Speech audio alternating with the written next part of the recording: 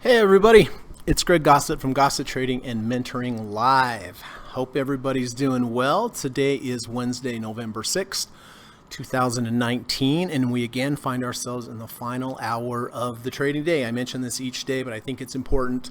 I am primarily an end of day trader, which means that I make my buying and selling decisions based on the prices that are as close to the close as possible. During the middle of the day, we have the algorithms, we have the day traders, they're battling it out, they're fighting it out. I consider it a lot of noise. At the end of the day, right before close, we have a lot of volume coming in from large financial institutions, market makers, and in my opinion, they're moving the prices to the most valid prices of the day. And therefore, those are the prices that I want to make my buying and selling decisions from. So anyway, thank you all for coming by. I really appreciate you spending your time and investing your time with me each day. I hope that you are getting some kind of return on investment on your time that you spend here. I started this channel because I really did want to help people trade better, invest better. When I was in my 20s, when I was a young man in my 20s, I started trading and I went about it entirely the wrong way and lost a lot of money, had a lot of anguish, and almost quit. And then I just decided, listen, I am going to learn how to do this the correct way. I'm going to invest. I'm going to study with some people that really know what they're doing. And I've been doing this for the last 24 years. So I just kind of want to give back and share what I've learned, and hopefully it will help you guys. So, all right, we got John here. Good to see you, John. John says, nice day, J&J. Yes, not too bad on J&J, especially on a down day. So I'm happy with that trade. Joshua Kaufman, how you doing? Happy Wednesday. Thanks again for making the time to do this. You are welcome, Joshua. I'm happy to do it. I really am happy to do it. And thank you for coming. Evan Morgan, good afternoon. Good afternoon to you, Evan. So, all right. Well, what's going on in the market here? So Dow's down 8 points. NASDAQ's down 27, and the S&P is down like a quarter of a point. So not too much activity today. Having a good, nice up day today, though. I am grateful for that after yesterday, for sure. So, all right. Well, listen, the plan for today, as usual, first of all, we're going to run the U.S. legal disclaimer. Going to come back. We're going to take a look at all my current positions. We're going to talk about when I bought them, why I bought them, what methodology I used to buy them. And then I'm going to talk about how I'm going to manage them going to the upside or to the downside. So how I'm going to manage them going forward. After that, we're going to do a few minutes on trader psychology. It's very important, everybody, to understand how important your emotions are in trading. It's important to learn how to trade, identify support, resistance, using indicators, all that kind of stuff. That is very important. But after that,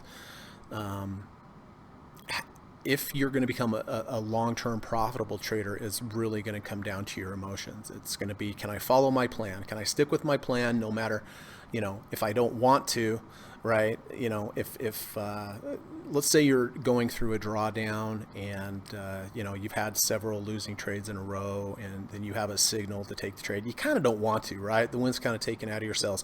Well, if it's a valid signal, you have to take it. And then you also have to be able to not take a position when you really want to take a position if it doesn't fit your plan. So it's very important to keep your emotions in check. And so I do want to talk a little bit about trader psychology. After that, we're going to go through my watch list. We're going to go down through each stock. We're going to look at support, resistance, indicators like MACD, moving averages, RSI, ATR channels.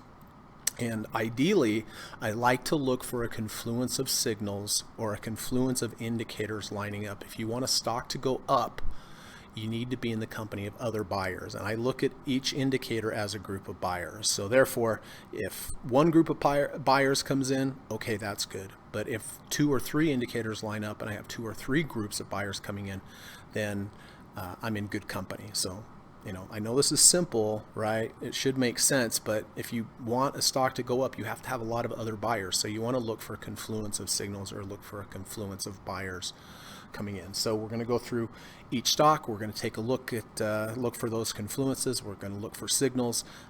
But even more importantly, guys, or just as importantly, when you do find a good signal, you find a good setup, it doesn't mean you can buy it. You have to analyze the risk to reward as well. So it's very, it's 2 parts. 1, identify the setup. 2, identify to see if you have a good risk to reward, if you have asymmetrical risk to reward, meaning that you have more upside potential than downside potential. It's very important. So identify the setup, look for a confluence of signals, and then make sure you have a good risk to reward. So we're going to go down through, we're going to look for all that. If something looks interesting, I'll mark it on my first pass through.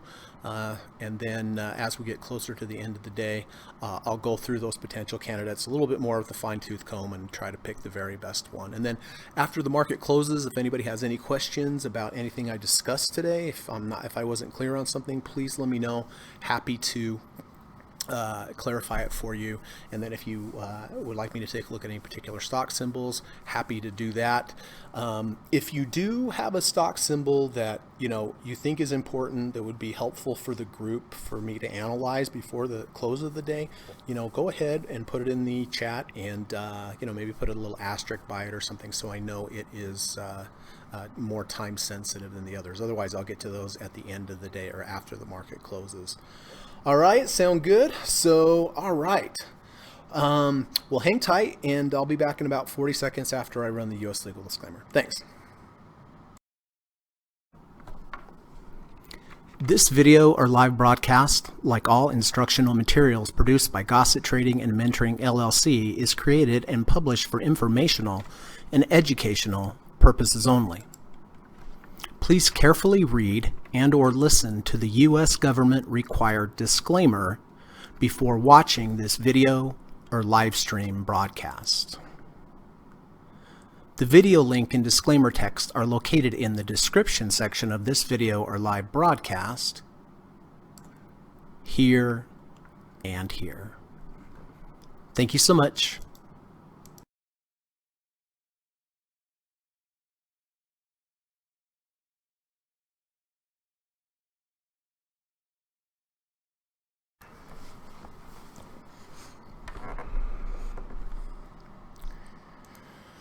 All right.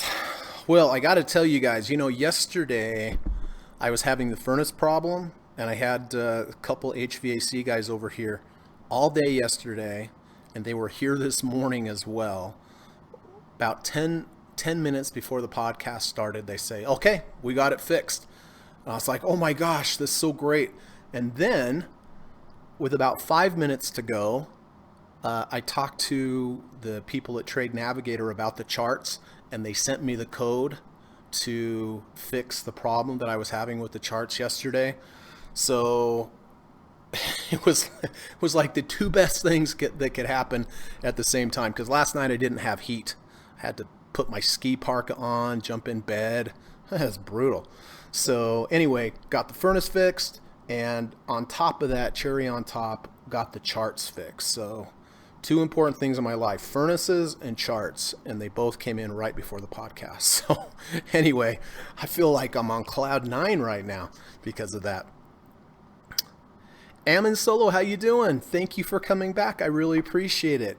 Let me know if you have any questions today. Hi, Murat. How you doing, sir? Good to see you. Murat's our friend from Norway. Always great to have you here. Murat always has great comments and analysis of things. Jackson, what's going on, my friend? Good to see you. Jackson's our friend from Australia. So looking forward to our call tomorrow night, Jackson. And let me know if you have any questions today. Evan says, that's great news. Congrats. I'm telling you, it's the small things in life, right? And it all happened right before the podcast because they were clanking around, making noise. I was like, oh, man, oh, well, we're just going to have to deal with it through the podcast. But 10 minutes ago, they're like, we're done. They were out of here quicker than you can imagine. All these tools, they were gone in like 1 second. And then we got the charts going. So huge things for me to get the furnace up and not have to wear ski parkas to bed tonight and have the charts, which is always important to me. So anyway, good day. Good day. All right. Well, let's get started, shall we? All right. So, gold.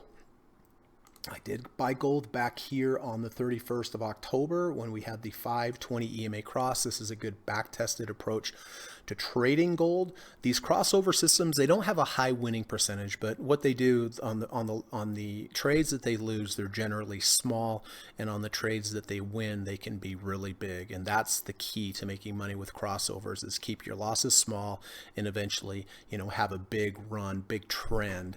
But on gold, didn't work out that way. So I did buy gold on the 31st of October when the 5 crossed over the 20. I did kind of step in, do a manual override where instead of buying a full position, I bought a half position because we were over the 1 ATR channel. Whenever we get over the 1 ATR channel, I get a little hesitant because, as you guys know, 90% of prices stay under the 3rd ATR channel and they stay above the negative 3rd ATR channel. So the closer you get to the 3rd ATR channel, the more that rubber bands pulled, and statistically the more the likelihood that the easiest move is over. So I like to buy in value, I like to buy undervalue, but I really don't like to buy overvalue. So because we were overvalued and we had this previous high right here, I decided to take a half position, even though, if you just traded this mechanically, you don't have overrides, but I do put a little bit of an override in there as far as position size. So next day it went up a little bit. Yesterday we had that big down move, but the 5 did stay over the 20. Today I did hit one profit target. So we've had a little bit of a rebound here, which is nice, but it looks like the 5 EMA is going to close under the 20 EMA. So I am going to go ahead and get out today. But, we turned a 10-yard loss into a 7-yard loss today, right? And, interestingly enough, you see this big bar we have. Whenever you have bars that are larger than 1 ATR, like the distance of 1 ATR is here to here or here to here, you can see this is larger than 1 ATR.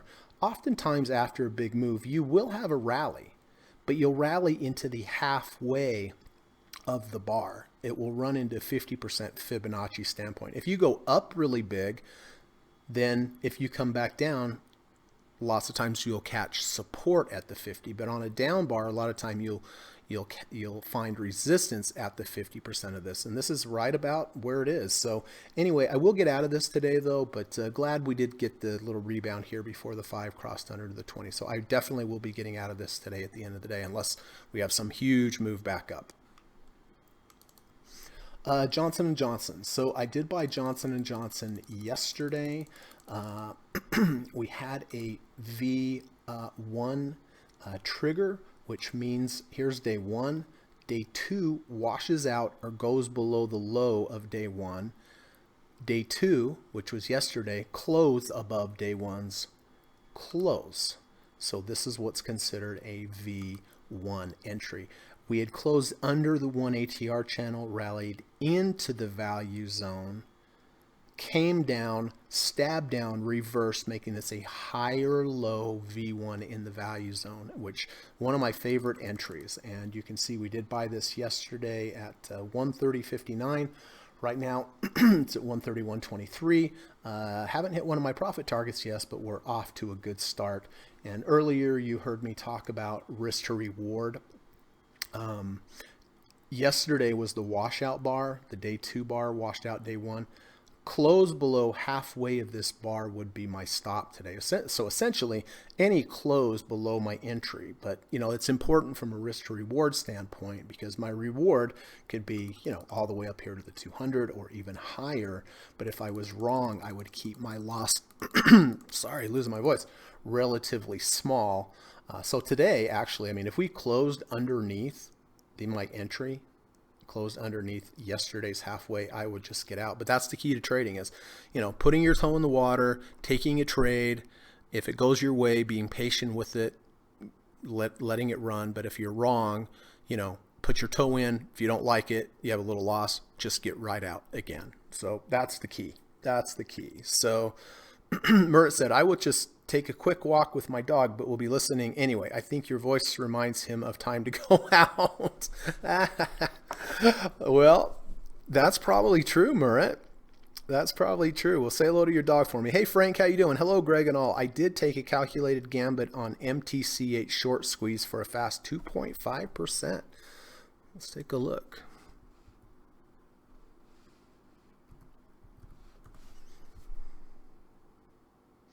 Wow.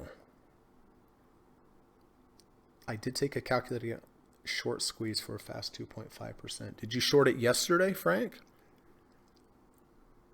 I think you would. I guess you would have had to, because if you would have shorted today, you would be at a loss. Fantastic. Fantastic. Good job. Jackson says, when I got in the halfway washout bar stop was above the entry J&J.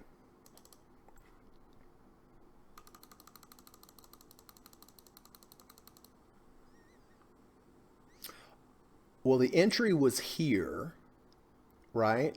But this is the washout bar. We washed out the previous day's low. We closed above the previous day's close. The halfway bar right here would be halfway. I know what you're saying, and it is a good point. It's just kind of a weird kind of situation where this is the washout bar. Yeah, you're right. Now that I look at this,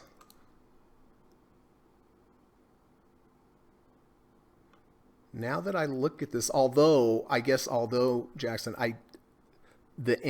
see how the entry was a little higher than the close. So the entry was really almost exactly halfway. And if you remember, I bought this a few minutes before the close. And then it went right down immediately. So yeah, it's a very good point. It's a very good point. Oh, give me 1 second.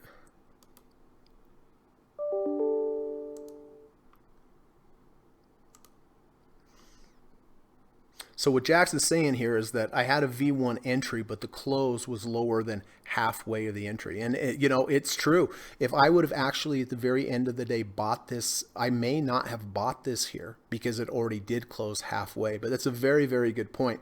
But I bought it when I bought it, and then it moved quickly at the end. So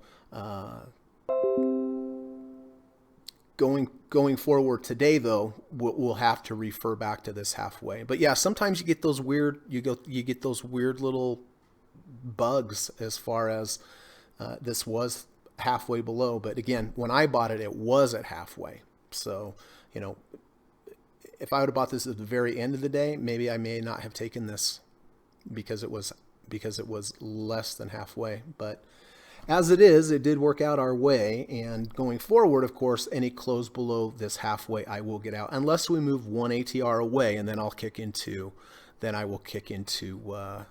trailing stop mode. But very good point.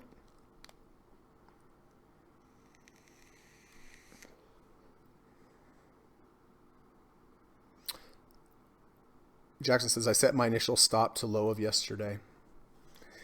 Yeah, I mean, I could see how you could do that, but honestly, if we would have today, regardless of what happened, if it would have closed below halfway, which is the entry of where I got it, I would have gotten out, and I still might if it goes back down.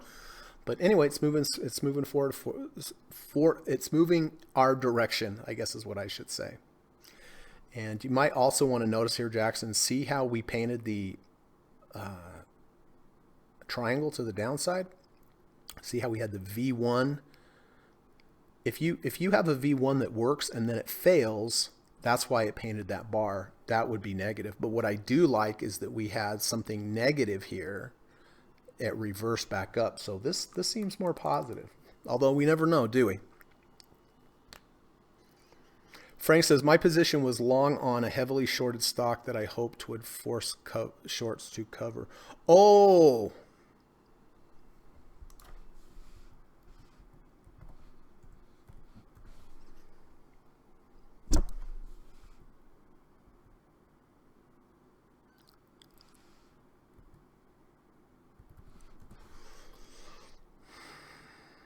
I see. So you bought it today at the open, I imagine, or some way. Yeah, let's look at oil. So oil, at least USO anyway, oil ETF. So you can see we've had 3 days where we've tried to poke our head above the 200-day. First day poked its head up there, didn't like it. Second day did close above. Today we did go higher, and now we are underneath the 200 pretty substantially on a large range bar, larger than 1 ATR, and also big volume. What's going on? What's going on with oil with you, Murat? You doing anything? All right, so Netflix, I did buy Netflix back here when we had a 520 EMA crossover. This is a good back-tested approach to trading Netflix. I do like that when I took the trade, it was in the value zone. The price was not extended above here based upon what I just talked about the rubber band pulling the closer you get to the 30 ATR channel. Next day, hit a couple profit targets, moved nicely in our direction, couple days sidewards. A few days ago, we had another 2 profit targets to the upside. So I'm out of about 60% of this trade at the moment, all at profitable levels. Today, if we close below yesterday's low, and that's at 286.31, I would get out because it has moved more than 1 ATR away from my entry. So at that point, I instigate a trailing stop. But as long as this holds above yesterday's low, I will continue to hold this trade. So this has been a nice trade so far. Silver, I did buy silver back here on the 24th of October when we had the 520 EMA cross. Next day, it gapped huge in our direction. Actually got out of about 40% of my position right up here. It immediately came back down, but the 5 stayed over the 20. We had a nice V1 here, nice higher low V1. Day 1, day 2 washes out day 1, closes above day 1. Then had another nice up day where I got out of another 20% of the position. So right now, this is a mechanical trade. I'm going to hold this as long as the 5 stays over the 20. Currently, the 5 is at 1662. The 20 is at 1661. If these close today with even numbers, that will actually be a legitimate exit for me. So even though it looks like we're much lower than where I bought it, I believe still a profitable trade because I took so much off here and so much off here. So have to watch this at the end. And if these numbers are even, that it constitutes a cross under. If not, I will hold it and I'll just keep going until we get a cross under, or maybe it turns back up our way. You never know.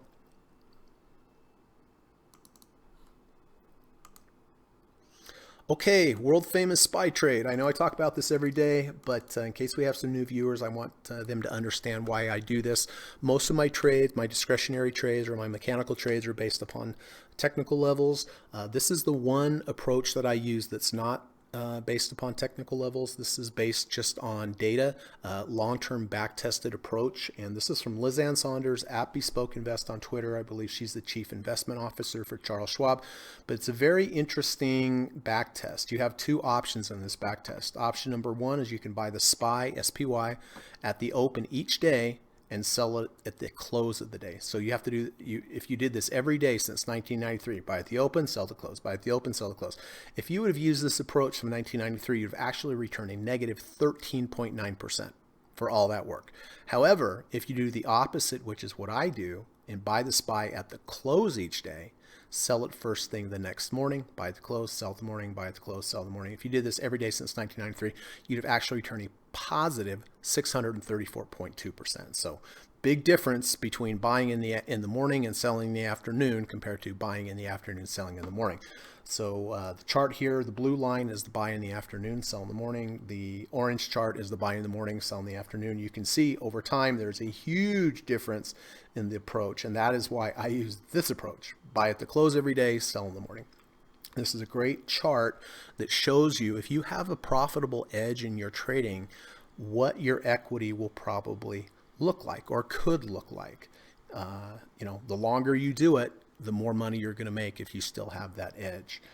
In between, even though you do have an edge, there are ups and downs. So it's always important to keep that in mind, everybody. Even if you're using a good profitable approach, you are still going to have ups and downs, just like casinos. Casinos always win in the long run, but in the short run, they have ups and downs as well. So it's always important to position size correctly. I take a maximum 10% position size on anything that I use. I don't want to take anything more than that because I want to keep my emotions in check. I don't want my emotions to go up too high, either to the upside or the downside. But this is a great example of showing what a long-term edge looks like and that it is normal to have ups and downs.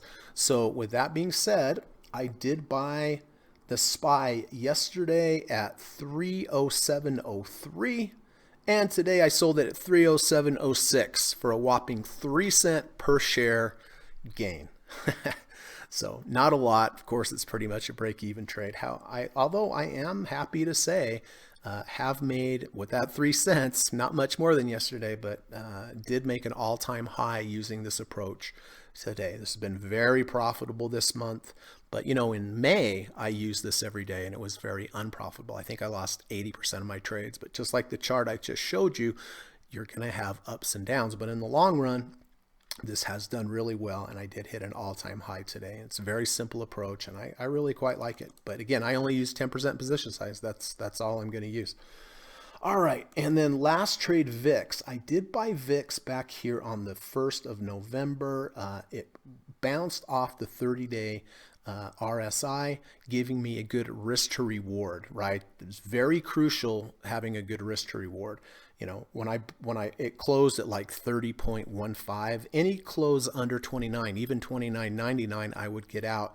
So, it gave me a line in the sand. It gave me a guidepost to let me know that there should be buyers here. And then if I'm wrong, I can be wrong small. And if I'm right, I have some good upside potential. So far, this has been a good trade. I mean, I bought it at 18.85. Next day, it gapped down. Didn't like that, but it did reverse. This is actually a stronger signal than this because it went under 30, over 30, and also triggered a V1, but I did get it one day early. But anyway, so far, it doesn't look like it's moved much, right? But it has moved over 2%. So far, it's been a pretty good trade. Has it moved one ATR away from my entry? I guess it has. Or pretty close. Yeah, it has. So I'm going to be looking at some kind of trailing stop here now, like a close below the previous day's low. Although I got to say, and Jackson, if you're listening, I don't like this V1 to the downside. I don't like that at all, right? I mean, I wouldn't, if somebody owned VIX here, I wouldn't blame them for just taking it off right here because this is kind of a red flag. But I'm going to stick with my original plan, which was I'm either going to go up, reject the 50 RSI. That's my initial profit target. Or once it moves more than one ATR away from my entry, I'm going to go ahead and use a close below the previous day's low. So that's that. But anyway, nice positive day today. I'm very happy for that. I got to tell you that. So yesterday was kind of a not big day, but it was a down day. I just haven't been used to having many down days lately. So anyway, all right. Well, listen. This is the time of the podcast where I do like to talk about trading psychology, how important it is, maybe give some examples. I like to go through Twitter, Facebook. There's some really good channels out there that have some really good things to say about trading psychology and managing your emotions. And this is not from Twitter, and I'm not sure who posted this actually, but I saw it and I did want to mention it. Trading card number 24. You will never be more objective than before you execute a trade. Once you are in a trade, emotions take over, so your plan must be in place beforehand. Marty Schwartz, trader and author. Marty Schwartz was featured in Market Wizards. Outstanding trader, been around a long time.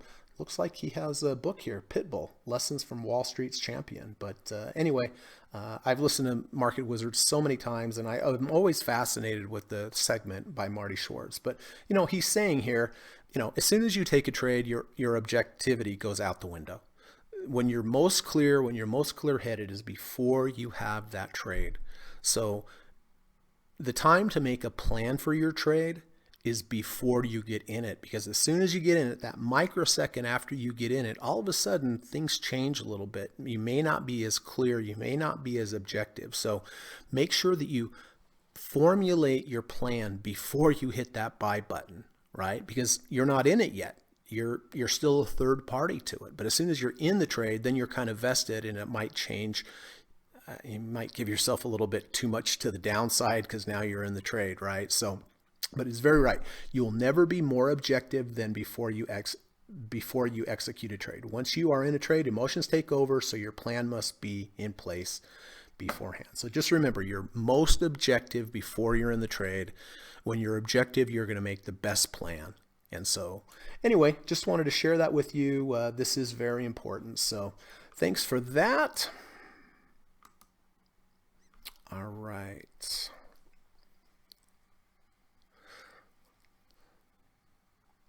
Murat says, I am short, full position on oil. Okay, well, good. Looks like the day to be short, so fantastic. Do you have a plan for that trade though, Murat? I know you do. I'm just curious to what it will be.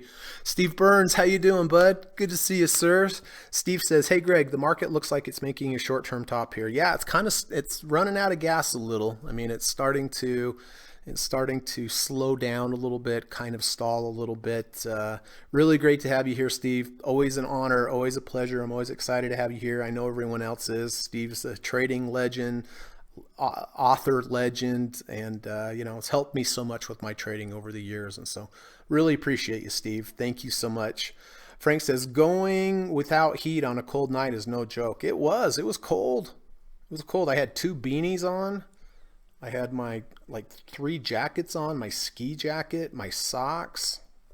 Didn't seem to bother Katie though. I think she liked it.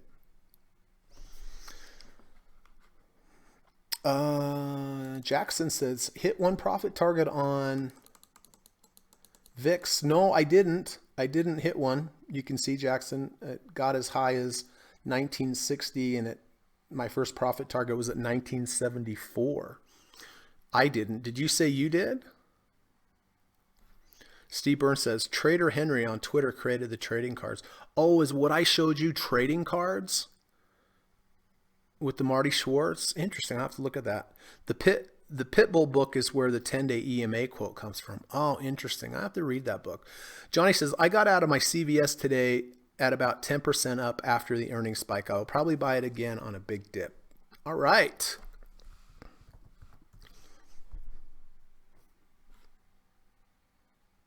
$10's a nice move, Johnny. Good to see you. John says, V crossing back over 50 and 100 SMA and 20 and 40 EMA. RSI dip below 50 and back over.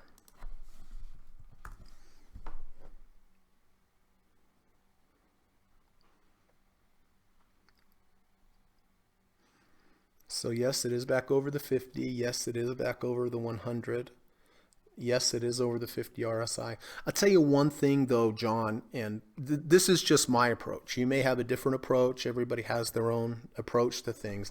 But the way I view this chart is I do not like these 2 big down bars. You see how each bar is larger than 1 ATR?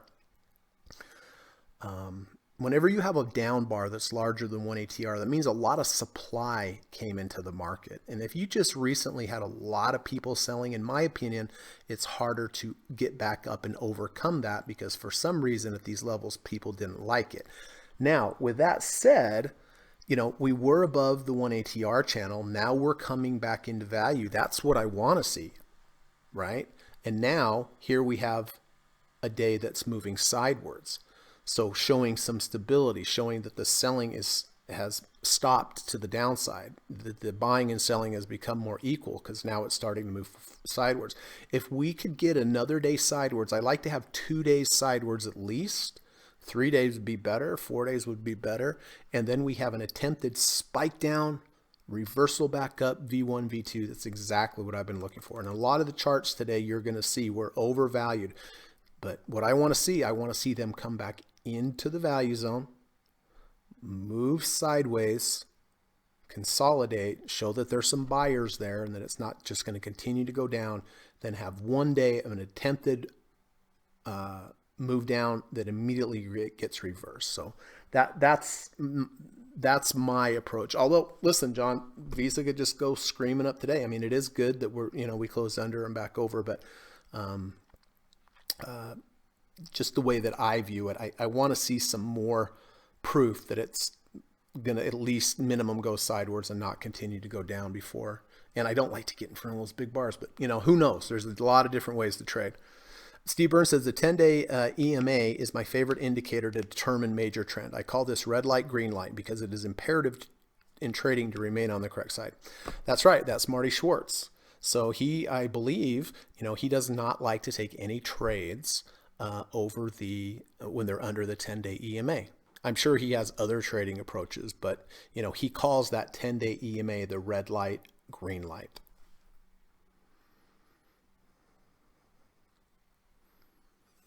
Murat says, oil is forming head and shoulders right now. It is about to form the neck. I will close some part of my short there. If it heads up and saturates, then we'll be on the short side.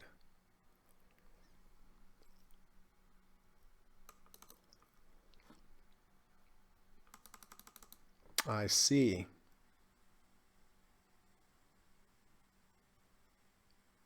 Yeah.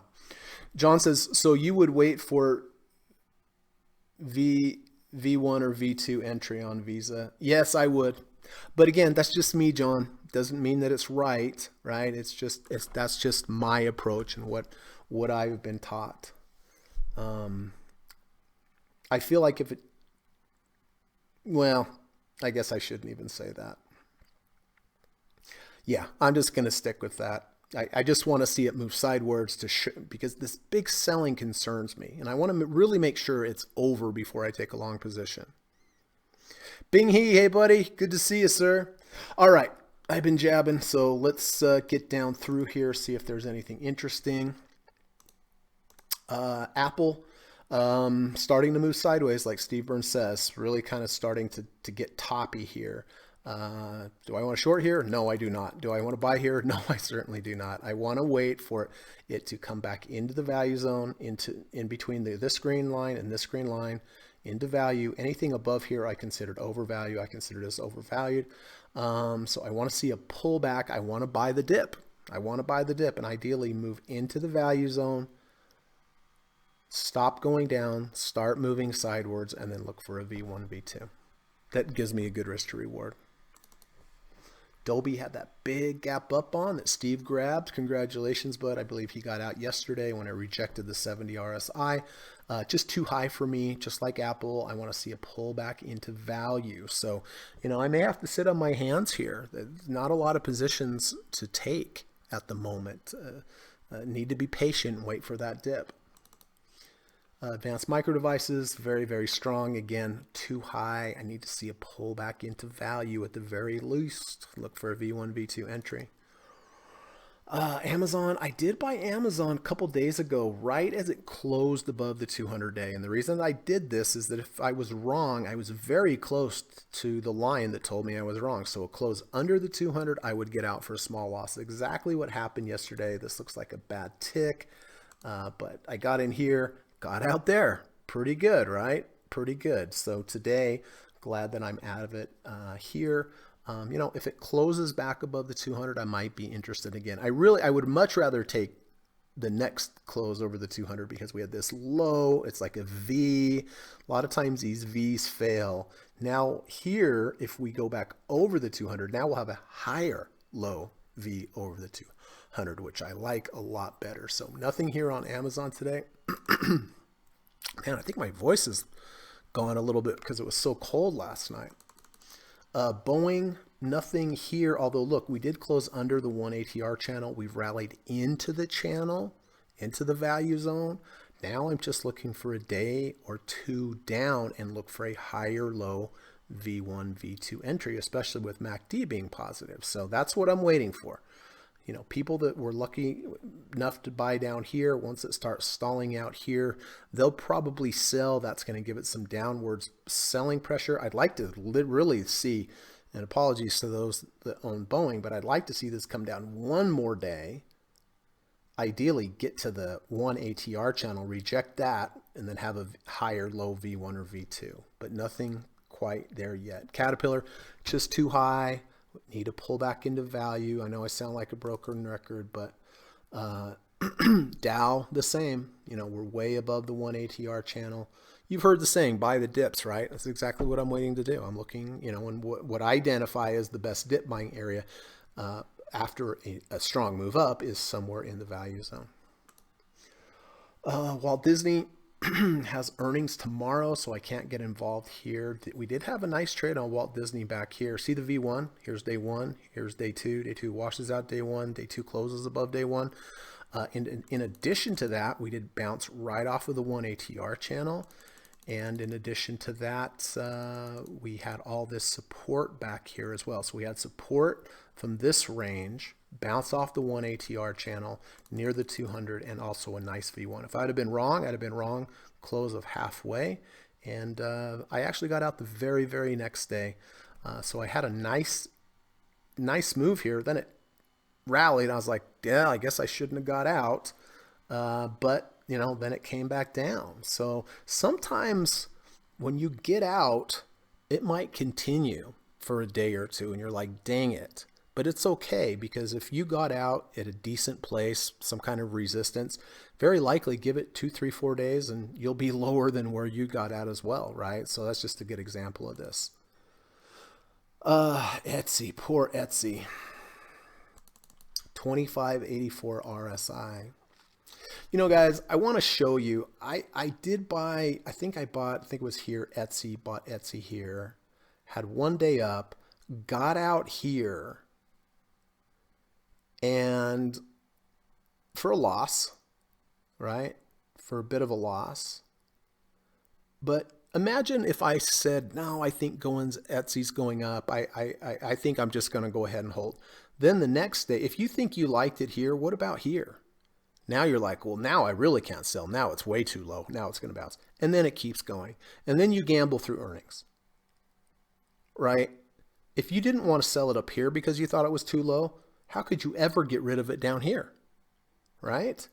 And even down here, we're lower than we were down there. So these things can creep up on you guys. Get out quickly when you're wrong, because the longer you hold on to a losing position, it's like the black hole gravity that will not let you out. The pain of getting out and seeing it go up is going to be greater than the pain that you'll have if it keeps going down. Does that make sense?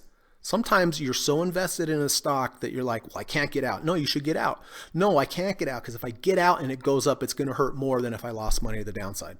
Anybody can relate to that? I'm sure Steve can. I'm sure Steve can. I've been there a million times. Not anymore, because I don't trade like that anymore. That was in my young days. So, but you know, a lot of times it will rebound, but sometimes you will get a massive. And what are you going to do? If you didn't want to sell up here, you're going to sell down here. You know, likely this is going to go down more than it's going to go up. So anyway, nothing on Etsy. Ford Motor Company rejected the 200-day moving average. Nothing on Ford. I better hustle here. Facebook, you know, Facebook's been in a nice uptrend, but look, now we're back in the value zone. That's good, right? Better than buying up here, right? Wait, bring it into the value zone. Have it start going, have it stop going down, have it start going sideways, then looks for some kind of V1 or V2 entry and maybe come back up here to the previous highs, or who knows, might go even higher. But, you know, I'm a big fan of not buying up here. I want to, it's overvalued in my opinion up there. I want to see it come back into the value zone. Five below, nothing on 5. Gold miners. Nothing there. Gold going to be getting out of this at the end of the day.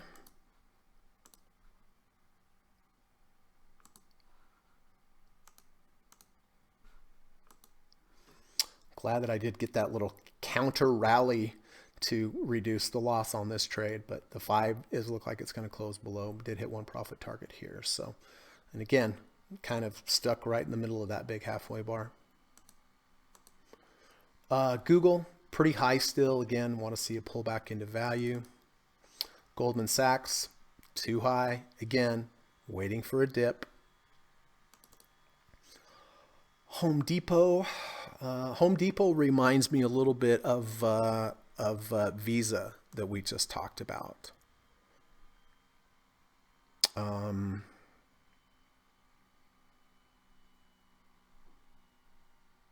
John Cortez. So, you know, we've had 2 big down days, pretty high volume. We're in the value zone now. This is fine. I just need to see it stabilize for a couple days and then get a V1 and V2. Biotech, high, need a pullback. Intel, high, need a pullback. Russell 2000, high, need a pullback into value. We had a nice trade back here, just right above the 200-day that happened in the value zone. If I was wrong, theoretically, I could be wrong very small. If I was right, I might have a nice run. It's exactly what happened. Had a great trade on this. I got out here when we went above the third and below the third. A little higher since I sold it. Am I mad about that? Absolutely not. It was a great trade, and I followed my plan. Johnson & Johnson, we bought that yesterday with this V1 yesterday. Actually looks like a V2 here now as well. Day 1, day 2, day 3, day 2 washes out day 1, day 3 closes above day 1. So has not moved up enough yet for me to go into trailing stop mode. But basically, if I get a close below my entry here in the coming days, if it hasn't moved up 1 ATR and it closes below halfway of my washout, I'll get out. If we move up 1 ATR, then I'll kick into trailing stop mode and I won't let it go all the way back down there. Coca-Cola, nothing there. 41 RSI. I'd look for a 30 RSI dip on that. Lockheed Martin has a V2 here. Here's day 1, day 2, day 3, day 2 washes out day 1, day 3 closes above day 1. However, see this?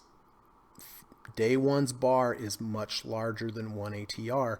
I don't want to get in front of a big down bar because people sold it there for a reason. Does it mean this just can't go up? No, it can. But generally, I don't want to get involved in a V1 or a V2 if day 1's bar is larger than 1 ATR. So nothing on Lockheed. MasterCard's lost all the moving averages here.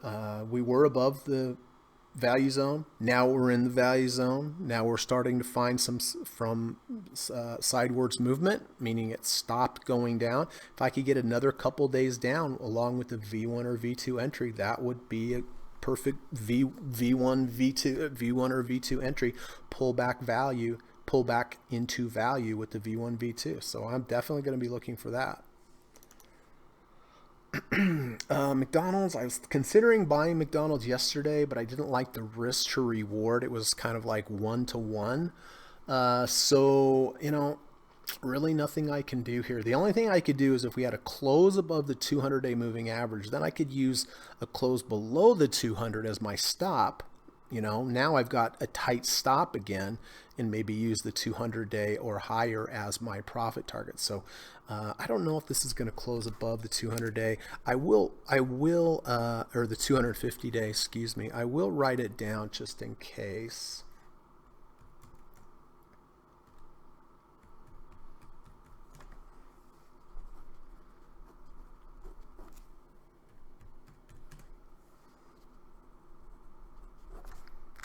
So again, if it closes over the 250, then I can calibrate my stop at a close under the 250. And if I look at my theoretical profit target, it might be the 200. So if I barely close above the 250, technically this much to the downside, technically this much to the upside, that would make sense.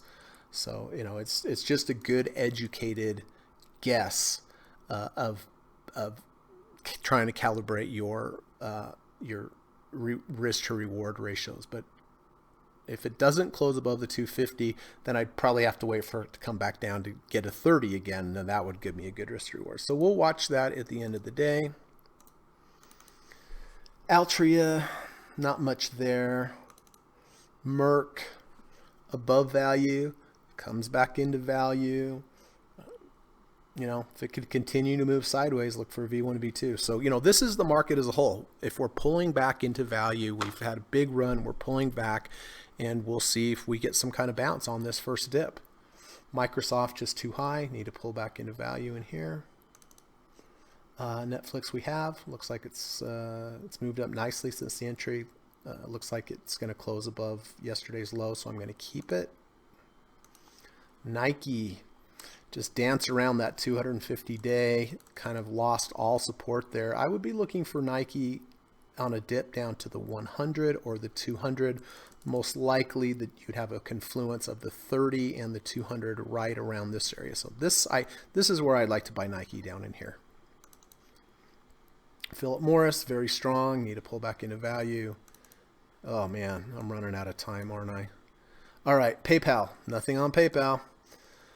Q's just too high. Need to have that pull back into value. We had a nice crossover here, 520 crossover on Q's. Rolled this all the way up to, I believe it was, I think it was here or here. I can't remember now, to be honest with you. But it was up here somewhere. But that was a nice trade. But I need to pull back into value or the 520 cross under. Silver, 1662 to 1661. So far that is still above. I'll stick with that trade. SPY, we're going to buy that at the end of the day. Sorry. I do like this. See the bottom we have here with the deep MACD bars. See how we have the rally. See how we come back down, making equal to or lower. Look at the MACD bars here. Nothing, right? This is called the double bottom with the divergence. So this is a good setup. Does it mean to buy yet? No, there's no trigger. My trigger, ideally, after you have a double bottom with a bullish divergence, is a move into the value zone, a couple days down, higher low V1, V2 entry after the double bottom with the divergence. Conversely, if we got down to 30 RSI area, that might be interesting as well. Tesla, too high, need a pullback. Twitter, nothing on Twitter. It is holding its 20-day or 20 RSI. I've been kind of monitoring that. You can see this nice V1 here. This tried to go down to deeper levels, came back. So there is some buying here, right? There's some consolidation here, but nothing on Twitter right now. United Healthcare, need to pull back to value. Oil, big outsized bar to the downside. VIX we still have. So far so good. Gonna wait for a rejection of the 50, or if we move more than one ATR, kick into trailing stop mode. I mean, oh, we have moved more than one ATR, so close below the previous day's low. Verizon, nothing there. We have a bounce, but we have these two big bars in front of us. Walmart strong today. Walmart definitely strong. Earnings coming up in a week or so. Energy way down, as you would expect with oil. Financials need to pull back into value. Real estate, yeah, it's really failed. We're to 35.44 RSI. So, at this point, I'm looking for a deep dip buy down here, right? Maybe at the 200, maybe at the 30.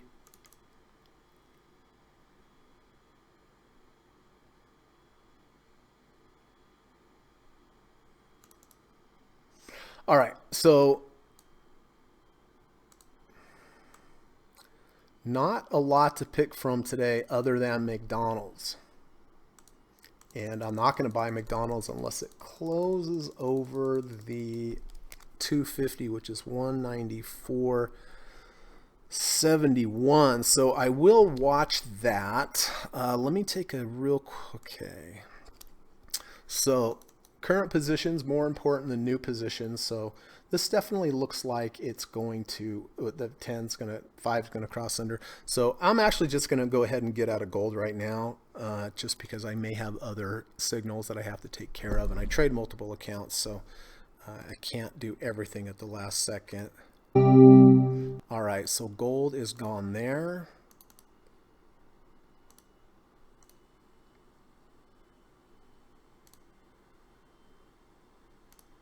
Okay, so gold is gone, losing trade, but that's how it goes sometimes. Johnson & Johnson's doing fine.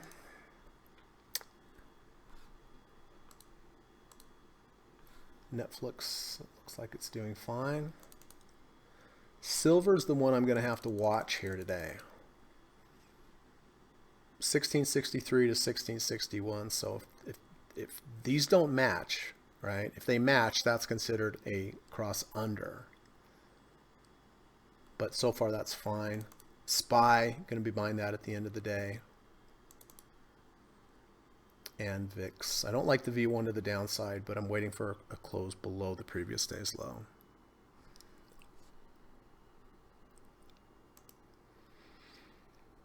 Murat says, bonds and gold and silver inversely correlate, it seems. So the day you sell your silver, you might be buying bonds. Yeah, sometimes it's like that. Sometimes it's the opposite. Sometimes gold and silver and bonds go up together, and sometimes they don't. It just kind of depends what kind of market situation we're in from a macroeconomic standpoint, right? Um, but yes, that is true. That is true.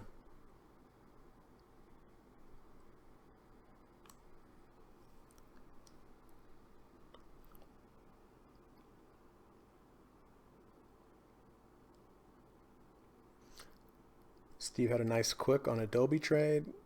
Jackson says, I got out of Amazon this morning, missed it yesterday's close. Oh, okay.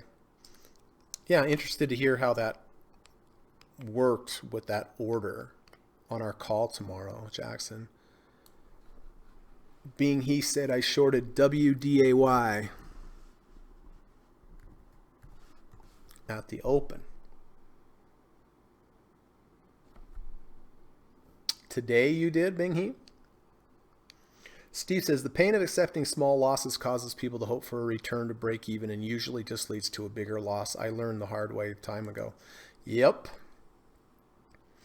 The first loss is the easiest loss, everybody.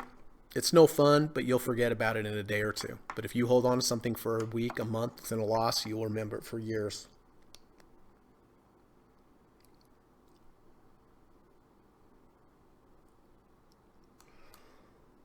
All right, so we have 3 minutes.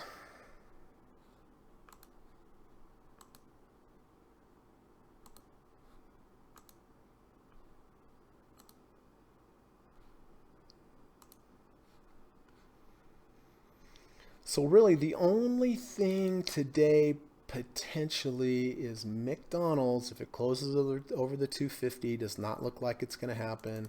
Silver does look like the crossover is going to hold here, at least for where we are now.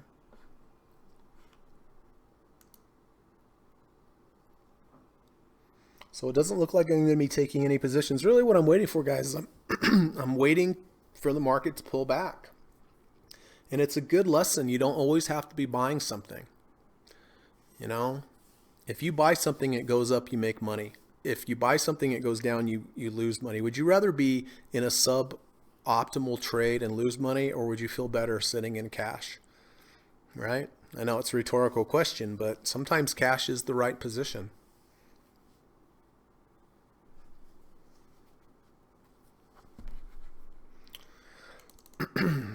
So I am going to buy S&P at the end of the day, though. We know that.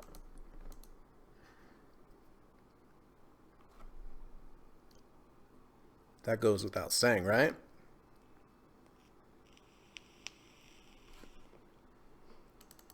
By the way, look at this sweet trade that Jesse bought yesterday. Jesse's one of my former students. He bought this bounce off the 200-day, and with just a few seconds to go, it went under 30, over 30.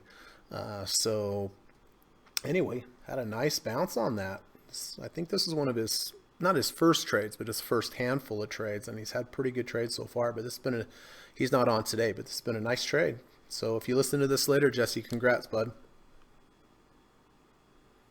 And again, we went under the 200, back over, under the 30, back over, right? So those are two good signals there.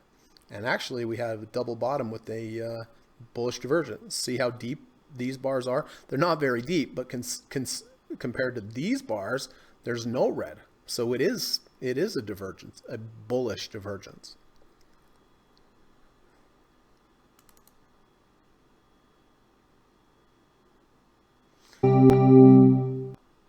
All right, so the 520 on silver did hold, so I am going to hold it.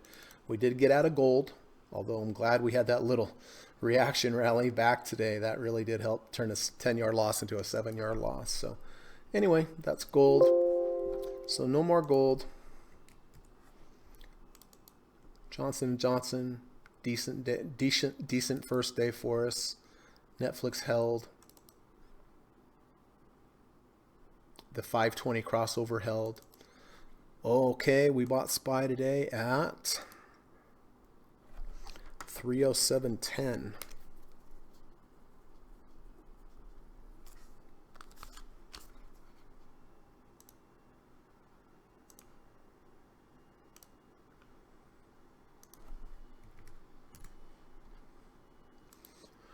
All right, that's our new entry for our overnight trade tomorrow, 307.10.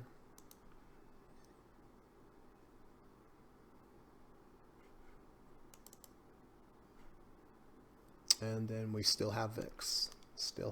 So that's it. Not a lot of new stuff today. So anyway, let me take a look back at the questions and the comments. But before I do, just want to put in my quick daily plug. Hope it's okay. Let everybody know that I do offer private one-on-one coaching and teaching and mentoring lessons in the evening time via Skype. I offer a 10-hour course, 5 2-hour live Skype sessions, you and I teach you everything I know from 24 years of trading. What's different about the one-on-one lessons compared to what I teach here? I teach a lot of the same stuff, but the difference is during the lessons, I teach and I force you to teach it back to me. That way I can monitor and see how much you're getting and comprehending, right? And we just keep at it until you get it. So I teach the first part of the lesson. The second part of the lesson, I usually have you teach it back to me.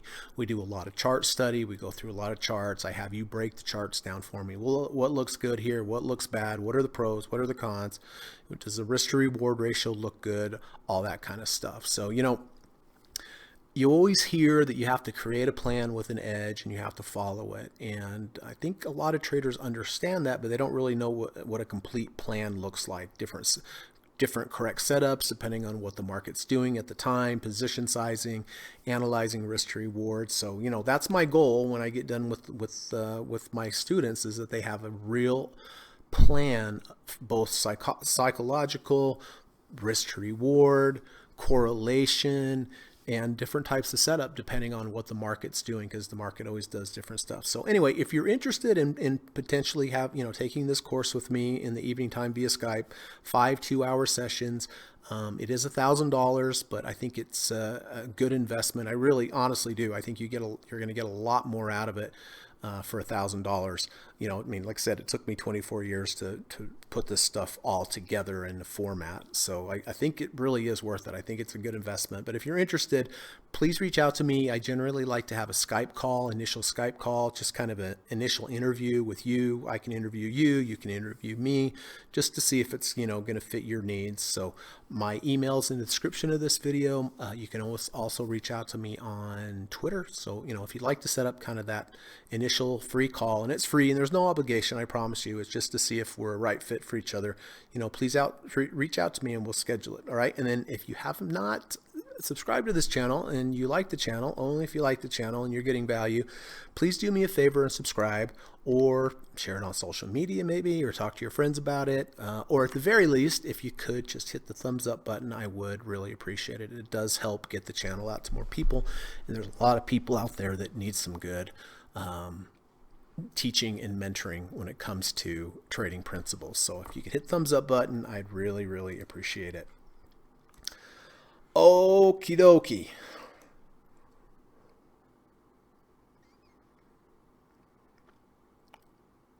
I want to read that again. Steve Burns says, the pain of accepting small losses causes people to hope for a return to break even, and usually just leads to bigger losses. I learned this the hard way. So again, take that first loss, be done with it. You're going to forget about it. If you let a loss build up and build up and build up, it's going to be harder and harder and harder and harder to ever close that position out. You'll close it out if it gets to break even, for sure, but it doesn't have to get to break even. Murat said, I read your approach regarding where to place the stop in terms of probabilities. Very true. We talked about that. Evan says, what do you think of SPCE? Interesting, Evan. I have SPC on here because I like the idea of the company. It's Richard Branson's space tourism. It's nothing really concrete yet, but I do feel like that if they can work those things out, that it's probably going to do pretty well.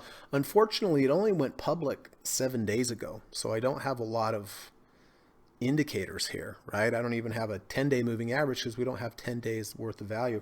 But, I can look at this chart without without any indicators. I mean, look what we have. We have a move down. We have a couple days of holding, and look at this sweet V1. Here's day one. Look at day two. Huge washout of day one, close above day one's close. So, you know, right there, would that have been a decent place to buy? Probably, you know, that's a really nice V1. Stop would be halfway of the washout bar.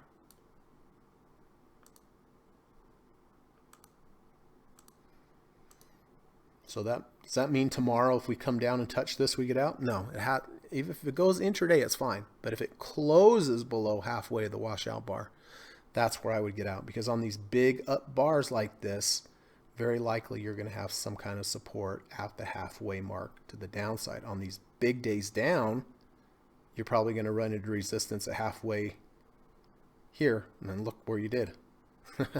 Right? So Fibonacci examples right there. So I wish I had more data. Look at the 200, RSI, all that kind of stuff, but it's only been public for very short amount of time. But I do like this. I like this beautiful V1, and I like the concept, Evan.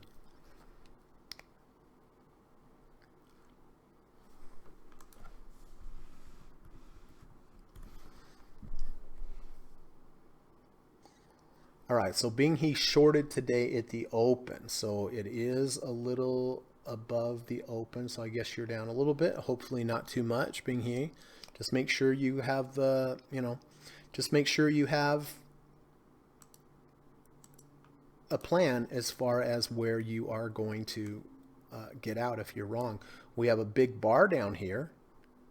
If it were me and I shorted here, I would get out if it closed above halfway, because technically it's going to find some resistance here, and if it resists and fail, then it could go down easier. But if it closed above halfway, that would be, just in my opinion, I'm not telling you what to do, just in my opinion, that's how I would view that trade. Ammon Solo, thoughts on FLIR? All right.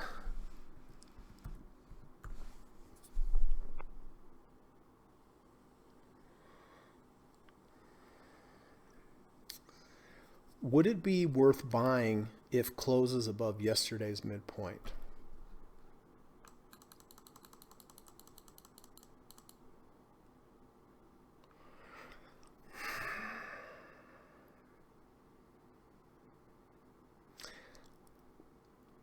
Well, today washed out yesterday's low, so it's setting itself up for a potential V2 tomorrow. However, the price if it triggers a V2 tomorrow is going to be pretty close up here. See, I don't like to buy more than, see, here's the one and the negative one. If I'm buying up here like 3/4 from here to here, so about here is about the top that I like to buy, because anything, once you start getting close to the 1 ATR channel, then I consider that overvalued. I mean, it would be a nice, definitely a higher low V2. I guess it would just depend where it would close and how close that it closed to the 1 ATR channel. So, your question is, would it be worth buying if it was, wait, now I lost it. Oh, yesterday's midpoint.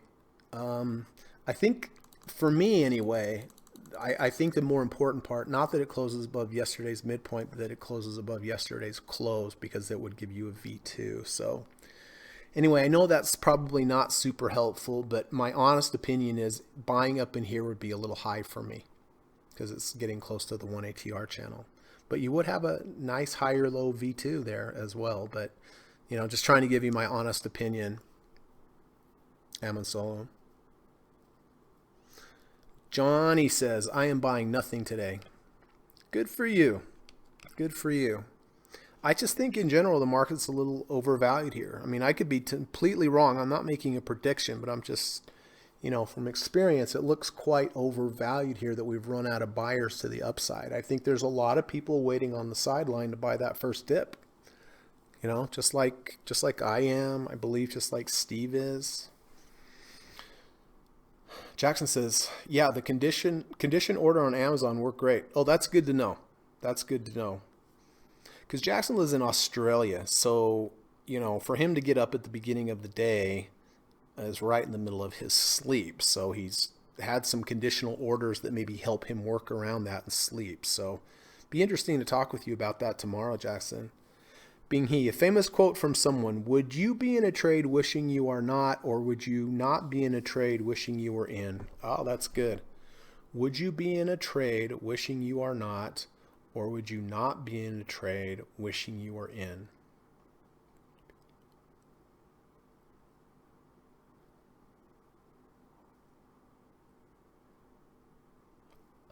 Probably I would not be in a trade wishing I was in instead of being in a trade wishing I was not. Would you be in a trade wishing you are not, or would you not be in a trade wishing you are in? Jesse, how's it going? Good point, Bing He. Thank you. Yep. That's an interesting concept to think about, right? Larry Williams taught me a saying that was similar to that. It had something to do with having your feet on the ground and your head's in the cloud instead of having your feet in the clouds and not on the ground. But the implication is the same. It's better to have your feet on the ground wishing you were in the clouds than being up in the air with a real trade and having the ground way below you. So Jesse, you have Starbucks, right? I was talking about it earlier. I believe you bought Starbucks yesterday here at 81.89, something like that. Evan says, I'm also curious about W using your triggers. Is it time to buy it?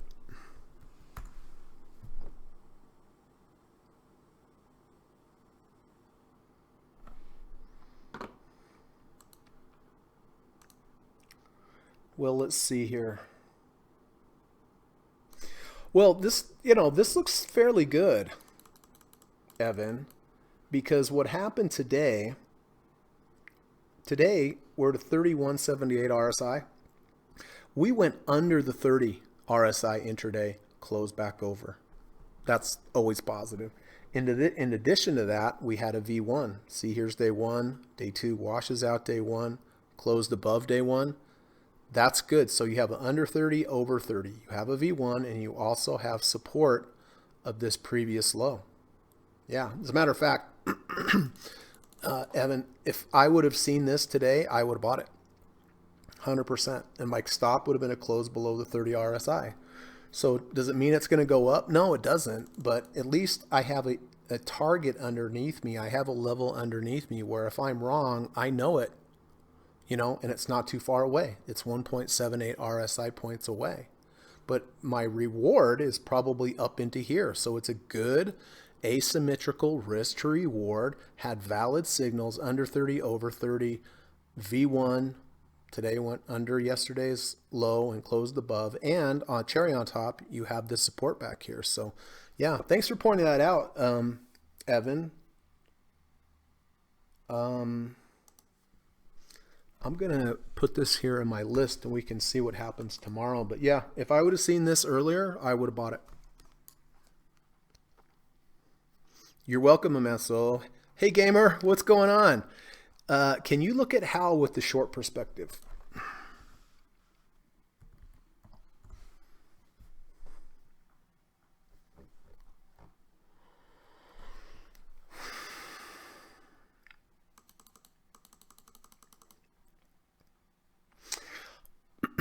So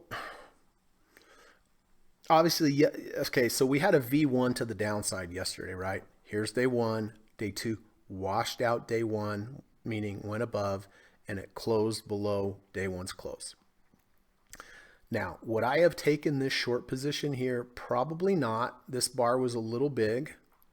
I would have been concerned about the support of the previous high, because remember, whenever you have a high that's resistance, once you break through it, then it can act as support to the downside. Did look like it closed below the support. I didn't have a bearish MACD divergence here. I would have liked that better. Not much of an RSI divergence, not much of a ATR divergence. From a short perspective, gamer, I think it's very likely. I wouldn't be shorting here at all, because I'm pretty sure there's going to be some buyers on the first dip. This is moved up. Like with a lot of stocks, you're going to have a lot of buyers waiting to buy once it gets down into the value zone. So I don't know how much more downside you're going to have. But what I would do if I wanted to short Halliburton is I would wait for a bounce, people to buy that first dip.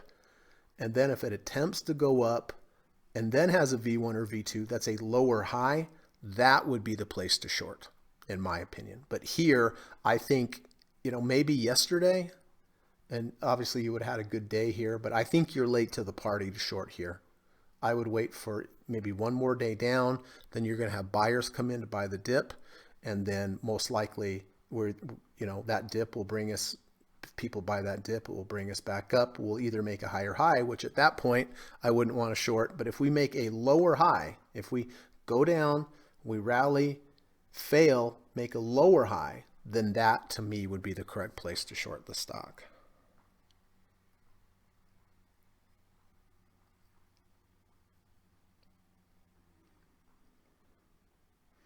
Murat says, in the second option, there is no way you lose money. I'm kind of lost on that, Murat. Which situation when you were you talking about? Sorry, I goes through these stocks and I can't. Then I look at the comments and sometimes I can't line them up. Jesse said, I did. Okay, good. Hit first profit target this morning. Yeah, I bet you did. I bet you did. Your first profit target was, 67 cents or so to the upside, and you went way more than up. So you probably got close to hitting a second. You're welcome. You're welcome, Evan. Jackson says, I prefer sleeping. I set it for a MOO. If it's a few ticks below where it closed previous day, I'm out.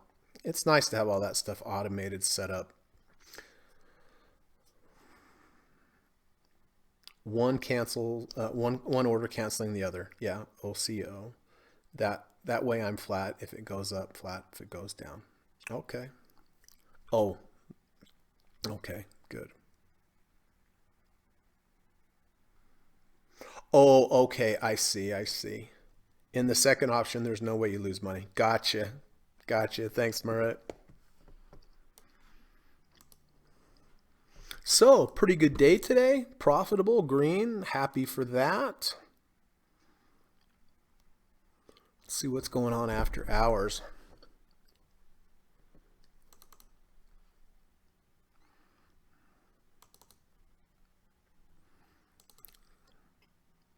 SPY's up a little.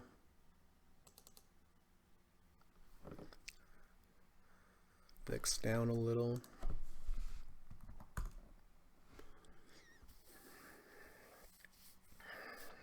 All right. Well, I'm grateful that my heater got fixed. I'm grateful that my charts got fixed. And grateful you guys came by today and that we had a green day.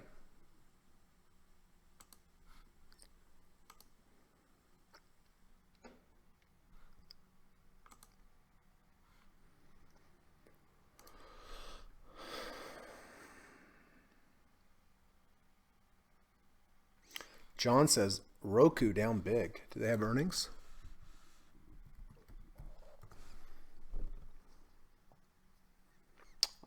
Looks like.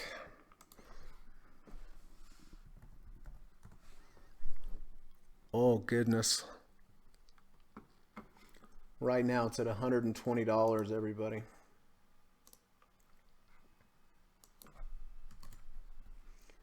So,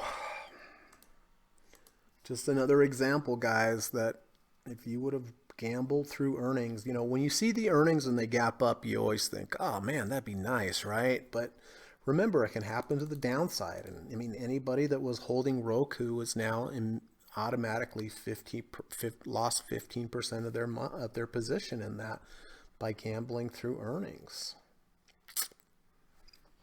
Yeah.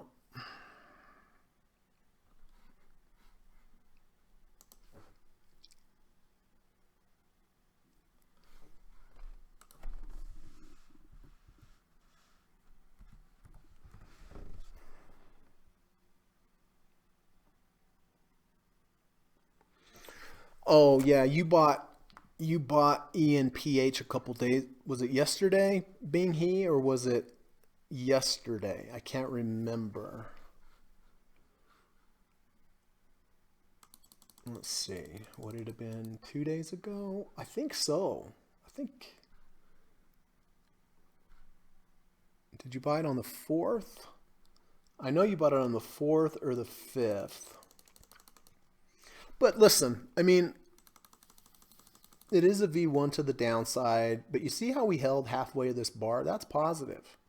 I think you bought it in the right position. I'm pretty sure, but I wouldn't be too concerned. I mean, it gave back half, I understand, but you know, it's still in the trade. You still didn't take out a previous low. Um, Obviously, I don't know what's going to happen here, and I think this was the one that you had a really nice day on yesterday, but it's okay. You know, it's okay. Bing He. Jesse, still in Travelers. Oh, okay.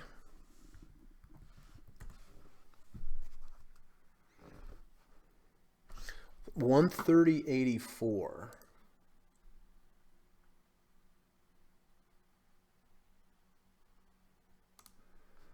So you bought it around there. It's at 132.35, so that's good.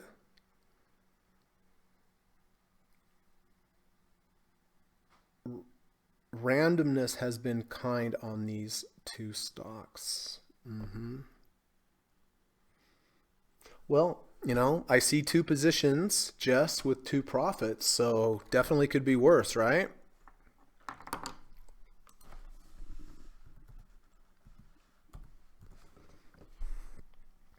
EM you bought on the 5th. All right, so you bought it yesterday. Okay. What's your stop on this, Bing He? Is it the 30 RSI or is it the 200? Johnny says, I set a very tight stop before CVS earnings and just watched the action afterwards to play it safe and get as many pennies as possible. I set a very tight stop before earnings and just watched the action afterwards to play it safe. Holy smokes. Look at that. I set a very tight stop. So you don't have CVS right now, right, Johnny? Because I think you just told me you were flat. Bing He said, my plans to exit if it closes below 200. Good. I like it.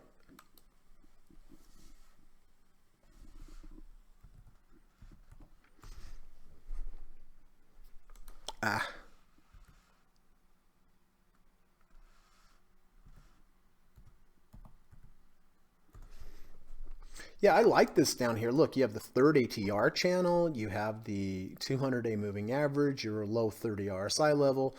It's held support here. I like this trade. I do. Jesse says, absolutely. Nice job, bud. Proud of you, Jess. Evan says, I'm super glad I found your YouTube channel, Greg. I am thoroughly enjoying watching how you work. Picking up technique strategies from you is already helping me even with my small bankroll. Oh, I'm glad to hear that. You know, I'll tell you guys, I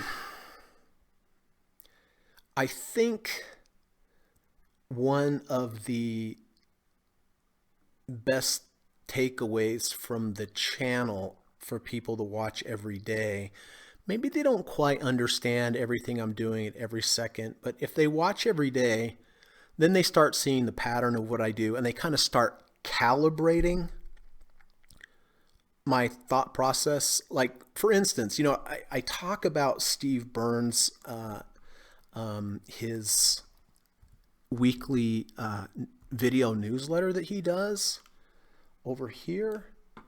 And he analyzes the markets 3 times a week, similar to how I do it. But, you know, he has his own way of doing it, a little different than mine, right? And it's right here, the weekly video newsletter. And even though, you know, I studied one-on-one with Steve for a couple years, I watched this every week because it helps me calibrate from what he taught me. See, there's a difference between teaching somebody something and then watching them do it consistently over a period of time. And even to this day, in a certain situation, you know, Steve will say, okay, I got out because of this or this or this. And I'll go, aha, that's what he was talking about 2 years ago. Right. So, you know, if you take a new trader, like the best, I mean, in an ideal world, the best way I think to take a brand new trader is sit him next to somebody, have him watch that person trade for a month, right? He's not going to pick it up, or she's not going to pick it up all at once, but that's what I'm hoping for you guys, that you watch this channel, and maybe in the first few days or first week or something, you're not really picking it up. But if, you know, you're essentially sitting next to me, listening to me talk and speak about my thoughts about trading, because I'm really trading, right? And you're just kind of sitting. So anyway, that's kind of why I started the channel. But, you know, on the subject here, guys, you know, I subscribe to this from Steve. It is absolutely worth it. You know, I think I can't remember how much it is a month. I think it's $50, Steve. I hope. Sorry if it's more or less, but I think it's $50. But, you know, I mean, I've studied with Steve for a couple years one-on-one. You would think, why would you subscribe? Because I learned something every time from him as well. So anyway, you guys consider this. I think it's very helpful. You know, I mean, I teach trading, but doesn't mean I can't learn also, right?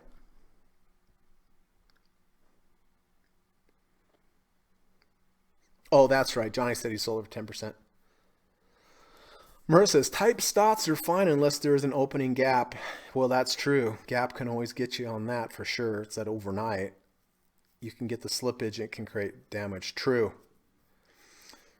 Jackson says, I'm trying to simplify my approach. I dig in the details a bit, especially being new, and I can see how this can be to my detriment.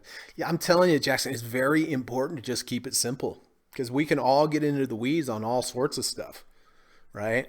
Like I had the HVAC guy here. I was getting into the weeds on stuff, and he's looking at me like, what are you doing? Why do you even care about this stuff? And I was thinking, like, that's right. Why do we even care? I'm not an HVAC guy. Why am I trying to understand this so deeply? It turns on, it works good. Johnny says, I have been skipped before on a big drop, but it was a bad stock to begin with. Now I try to only buy and sell undervalued stocks these days. Jesse says, hey, Evan, small trading account here also. I was a student of Greg's course and was worth every cent. Account size is not important. Long-term game. Develop skills over time and master. Yeah, thank you, Jess. I appreciate that. But I mean, you bring a good point. You know, we hear about long-term investing. Makes sense to us. But let's talk about long-term trading. Long-term trading. Every trade is just one of the next 1,000 trades. You shouldn't get too excited or too down about any one particular trade. Just, you know, you're going to go through a string of losses. You're going to go through a string of wins. But think about what your account and what your return is going to be 3 years from now, 5 years from now, 7 years from now, 10 years from now. And think about how much experience you're going to gain in all those years of trading. Most people don't get many years of trading because they blow up their accounts. They never get experience. How could they get good? But I think it's a great point, Jesse, to, you know, always look at trading in the long term. One of the next 1,000 trades. Whatever's happening in a short amount of time means nothing. Don't get too upset. Don't get too down. Position size correctly, right? Develop your skills over time and master. You don't learn to play the guitar in 2 days, right? It took me like, seriously, a year and a half, almost 2 years to like master, because I play guitar, to master all my Guns N' Roses songs. Literally took me that long, right? I mean, I knew all the notes and where to this and that, but to play it at speed and to play it correctly and all that kind of stuff. And I knew how to play guitar, you know? So I don't know if playing, Paradise City, how that equates to trading, but they're both pretty hard if to do them right. Jackson says, for sure, Greg, and thank you for allowing us to follow your process here. I try to catch this every day. Well, I appreciate it. And I like to have you guys have you here every day, but I think the more times you're here, every once in a while you go, oh, I get it. Or, oh, I understand now. So anyway, I've got to get out of here, go for a hike finally, and get some air and see how I feel. I didn't sleep very well last night because of the heater. John says, you've certainly slowed down the market for me. Been only trading a year and watching too much intraday had me feeling like a chicken. Yeah, running around with its head cut off. Yeah, well, good. That's a good way to put it, John. Slowing down the market. You know, I look at the market in basically four different sections. I look at deep dip buys. I look at crossovers. I look at higher low V1s and V2s, or I look for return to values. And no matter what the market's doing, up, down, sideways, it's going to do one of those. So it's good to be able to just, slow, like John says, slow it down. There's a million different ways, but I have 4 different ways. That's enough for me. It's enough. It works in any market, right? So, all right. Thanks, everybody. Thanks, Jesse. Thanks, Jackson. Thanks, Bing He. Thanks, Johnny.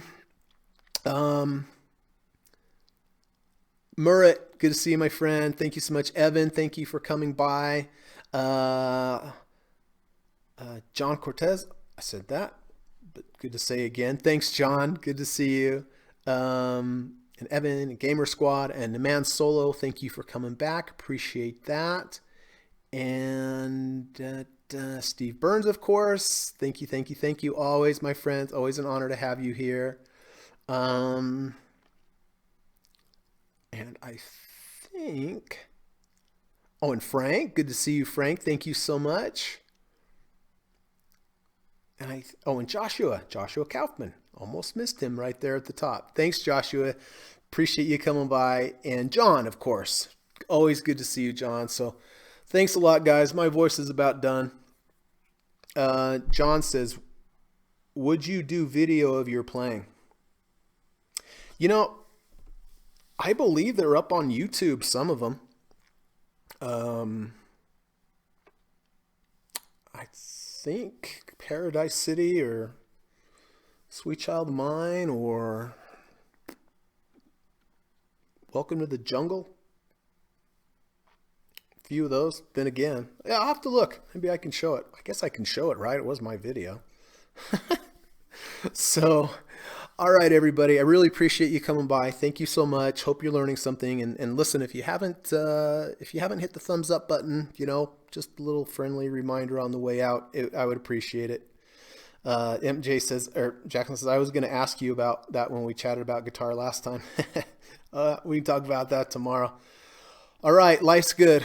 Got my heater back, Green Day in the market, and my charts work. So it's like the trifecta. So go out, do something nice for somebody, and hope to see you all tomorrow. Take care, everybody. Bye. U.S. government required disclaimer. Stock, options, futures, and forex trading is not appropriate for everyone. While there is a potential for large rewards, there is also a substantial risk of loss associated with trading. The material in this video or live broadcast is not geared towards any particular individual or to any particular financial situation and is not intended to meet the particular investment objectives of any viewer. This video or live broadcast, like all instructional materials produced by Gossett Trading and Mentoring LLC, is created and published for informational and educational purposes only. Any and all information contained in, implied, or referenced by this video or live broadcast is not to be construed as investment advice and no representation is made that any individual or entity involved in production of this video or live broadcast is an investment or financial advisor or is registered or authorized to give any financial advice. We are publishers and educators only. Therefore, the various producers of this video or live broadcast will not accept liability for any loss or damage of any kind which may arise either directly or indirectly out of the use of any of this material, including any loss of profit. No representation is made that any account or investment will or is likely to achieve the profit or losses demonstrated. We recommend consultation with a licensed and qualified professional before making any investment decision. This video or live broadcast is not to be construed as an offer to buy or sell any security, financial instrument, or financial product of any kind. Notice is hereby given that any individual or entity involved in production of this video or live broadcast or their clients may have an interest in any security, financial instrument, or financial product mentioned or referenced. Any simulated or hypothetical performance result depicted does not represent actual trading and therefore may under or overcompensate for the impact of various market factors such as lack of liquidity. Thank you.